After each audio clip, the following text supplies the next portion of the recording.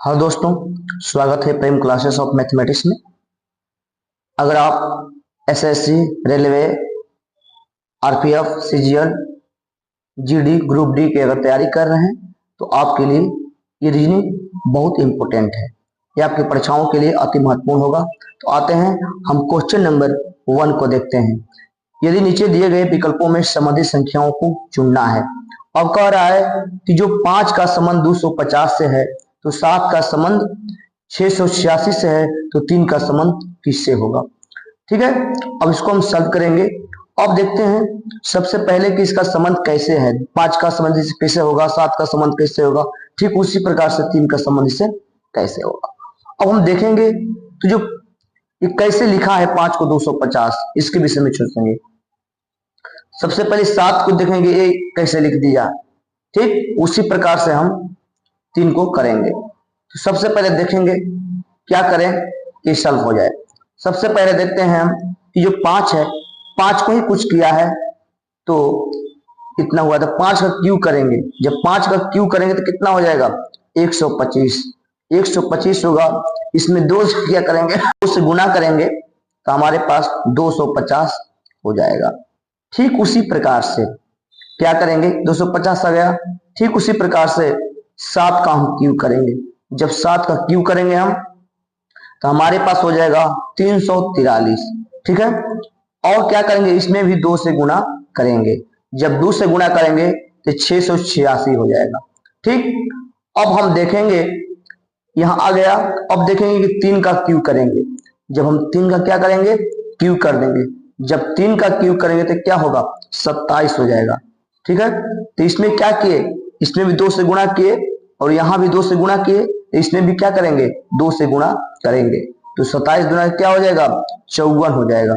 27 गुना के 54, option number आपका D हो जाएगा, 54 हो जाएगा। ऑप्शन नंबर आपका डी राइट आंसर। ठीक है, आते हैं क्वेश्चन नंबर नेक्स्ट को देखते हैं। प्रश्न नंबर हमारा नेक्स्ट होगा कि नीचे दिए गए श्रृंखला कर रहा है, नीचे दिए गए श्रृंखला श्रेणी में प्रश्न चिन्ह के स्थान पे क्या आएगा। अब देखिए एक प्रश्नवाचक के चिन्ह के स्थान पे क्या आएगा। अब देख रहे हैं कि प्रश्नवाचक चिन्ह के स्थान पे कौन सी संख्या आएगी। देखिए अब सबसे पहले देख रहे हैं कि 55 से जो 56 क्या है, 56 से 65, 90 से 139। इसके बाद अगली संख्या क्या होगा, इसके विषय में सोचना है। जो 55 है तो 55 से 56 क्या है, इसमें क्या जोड़ा है, 1 जोड़ा है। और 56 से क्या किया है 65 किया, तो इसमें क्या जोड़ दिया है, इसमें जो है क्या जोड़ा है 9 जोड़ दिया। और इसमें क्या 65 से 90 में जो है इसमें 25 जोड़ रहा है। और इसके बाद 90 में 39 कितना जोड़ेगा, यहां जो है 90 में 49 जोड़ रहा है तो 139 हो रहा है। इसके पास कौन सी अगली संख्या जोड़ा जाएगा। ठीक है, अब हम क्या करेंगे, इसको सबसे पहले हम देखेंगे कि जो 1 है ये 1 का वर्ग है, 1 का स्क्वायर करेंगे तो 1 हो जाएगा। और इसका 3 का स्क्वायर करेंगे तो हमारे पास 9 हो जाएगा। और 5 का स्क्वायर करेंगे तो हमारे पास 25 हो जाएगा। और 7 का स्क्वायर करेंगे तो हमारे पास हो जाएगा 49। सबसे पहले हम देखेंगे, ये देख रहे हैं कि 1, 3 और 7 जो है विषम संख्या है, तो अगली विषम संख्या क्या होगा 9 होगा। और 9 का हम स्क्वायर करेंगे तो 81 हो जाएगा।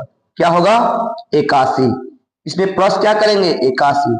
और 139 में हम 81 को जोड़ेंगे तो क्या होगा, अब 139 में जोड़ेंगे तो क्या होगा 220 हो जाएगा। तो हम देखेंगे कि ऑप्शन नंबर बी हमारा राइट आंसर हो जाएगा। ठीक है, अगर किसी को दिक्कत परेशानी कंफ्यूज होगा तो आप कमेंट के माध्यम से जरूर बताइएगा। आते हैं नेक्स्ट क्वेश्चन पे। लिखा गया है कि उस विकल्प का चयन करें जो दिए गए वर्गों के आरेख को दर्शाता है। सबसे पहले हम देखेंगे जापान, फ्रांस और रूस। ये हम देखेंगे कि तीनों में कोई रिलेशन है कि नहीं, कोई संबंध है कि नहीं। तो सबसे पहले हम क्या करेंगे, देखते हैं कि ये क्या है, जापान है, फ्रांस है, इसके बाद रूस है। अब ऐसी परिस्थिति में हम क्या करते हैं, इस तरह का डायग्राम बनाना है। तो सबसे पहले हम देखेंगे कि जापान, सबसे पहले जापान के लिए एक अलग डायग्राम बनाएंगे।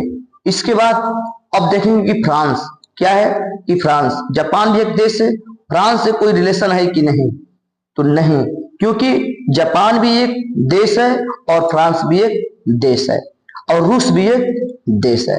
ठीक है, तो सबसे लिए अब क्या करेंगे कि जो फ्रांस है, फ्रांस के साथ जापान से कोई रिलेशन नहीं है, क्योंकि एक भी देश है और एक देश है, अलग अलग दोनों है, तो इसलिए एक फ्रांस के लिए भी अलग डायग्राम बना देंगे। ठीक, अब बात करेंगे रूस के लिए। अब देखते हैं कि रूस, अब रूस का संबंध देखते हैं कि फ्रांस से है या जापान से है, तो यहाँ रूस के लिए भी किसी से संबंध यहाँ नहीं है, क्योंकि रूस भी एक अलग देश है और फ्रांस भी एक अलग देश है, तो इसके लिए भी अलग एक डायग्राम बना देंगे। अब देखेंगे कि इसमें से चारों में से कौन है, तो ऑप्शन नंबर जो डी है आपका सही आंसर हो जाएगा। ऑप्शन नंबर डी आपका राइट आंसर। आते हैं नेक्स्ट क्वेश्चन पे। हमारा अगला क्वेश्चन है, प्रश्न को देखते हैं। ये दिया गया है कि निम्नलिखित में लुप्त संख्या को ज्ञात कीजिए। इस तरह के क्वेश्चन जो प्रश्नवाचक चिन्ह के स्थान पे कौन सा संख्या आएगी। अब देखिए, अब लिखा है यहां कि जो 484 है वो कैसे आया और 144 से एक कैसे आया, तो उसी प्रकार से प्रश्नवाचक चिन्ह के स्थान पे आ जाएगा। सबसे पहले हम देखेंगे कि हमारे पास डी और एच को कुछ किया है तो 144 लाया है, ठीक उसी प्रकार से टी और बी को कुछ किया है तो 484 लाया है। ठीक है, तो ठीक क्या करेंगे कि जो डी है वो 4 नंबर पे आ रहा है और एच जो है 8 नंबर पे आ रहा है, दोनों को आपस में क्या करेंगे, जोड़ देंगे, तो जोड़ेंगे तो क्या हो जाएगा, 12 हो जाएगा, और 12 का स्क्वायर करेंगे तो 144 हो जाएगा। ठीक उसी प्रकार से हम देखेंगे कि टी कौन सा स्थान पे आ रहा है, तो 20, और जो बी है वो 2 के स्थान पे आ रहा है, तो दोनों को आपस में क्या करेंगे, ऐड कर देंगे, जोड़ देंगे। जब जोड़ेंगे तो क्या होगा, 22 हो जाएगा, और 22 का फिर स्क्वायर करेंगे तो 484 आ जाएगा। ठीक है, ठीक उसी प्रकार से अब हम क्या करेंगे कि इसको देखेंगे, एफ जो है और एस को क्या करेंगे, तो एफ जो है 6 के स्थान पे आता है और 8 के स्थान पे आता है, आपस में दोनों को क्या करेंगे, हम जोड़ देंगे। जब जोड़ेंगे तो क्या हो जाएगा, 14 हो जाएगा, और 14 का क्या करेंगे, वर्ग कर देंगे, इसका भी वर्ग के हैं और इसका क्या करेंगे, वर्ग, और 14 का जो वर्ग होता है 196 होता है। क्या होता है, 196। अब देखेंगे कि 196 किस ऑप्शन में है, तो ऑप्शन नंबर ए हमारा राइट आंसर है। तो आते हैं आप, ठीक है, वीडियो अच्छा लगेगा, वीडियो को लाइक शेयर कमेंट जरूर कर दीजिएगा और बताइएगा कि वीडियो आपको कैसा लगा। आते हैं नेक्स्ट क्वेश्चन पर। दिए गए पासे में एम के विपरीत फलक कौन सा है, एम के पूछ रहा है कि एम के विपरीत क्या है। अब देखिए ए और बी दिया है, तो इसी को हम डायग्राम को देख करके सॉल्व करेंगे। तो सबसे पहले देखेंगे कि जो पासा है, अब हम देख रहे हैं कि यहाँ एल है 7 है और एम है, यहाँ के जे एल है, एन है।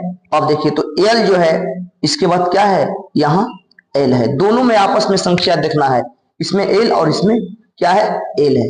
अब वहीं से हम संख्याओं को यहाँ एल लिख देंगे, इसके लिए भी बी में भी एल लिख देंगे। अब क्या करेंगे कि हम देखेंगे कि जो एल लिखे हैं उसके सामने वाली संख्या कौन सी है। ठीक है, एल के सामने वाली संख्या क्या है, 7, क्या है, 7 है, तो क्या करेंगे, 7 है तो यहाँ 7 लिख देंगे, और 7 के आगे के देखेंगे क्या है, एम है, तो इसके नीचे क्या करेंगे, एम लिख देंगे। ठीक उसी प्रकार से इसके आगे हम एल के नेक्स्ट में क्या देखेंगे, ठीक है, एम के नेक्स्ट में कुछ भी नहीं है, तो आप यहाँ एल के नेक्स्ट में देखेंगे क्या है, जे है, जे है यहाँ।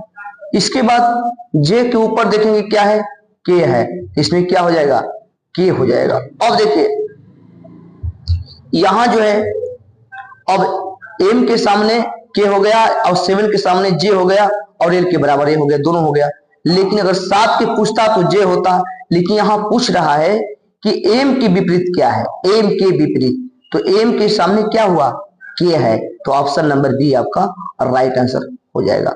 अगर यही अगर आपको 7 पूछता, अगर यही आपको 7 पूछ देता तो 7 के सामने क्या हो जाता, जे हो जाता, क्योंकि 7 के सामने यहाँ क्या हो गया, जे हो जाता। लेकिन ठीक ना, और यही पूछता एल के सामने तो एन हो जाता। लेकिन यहाँ जो पूछ रहा है कि एम के उल्टा क्या होगा, तो एम के उल्टा क्या हो जाएगा,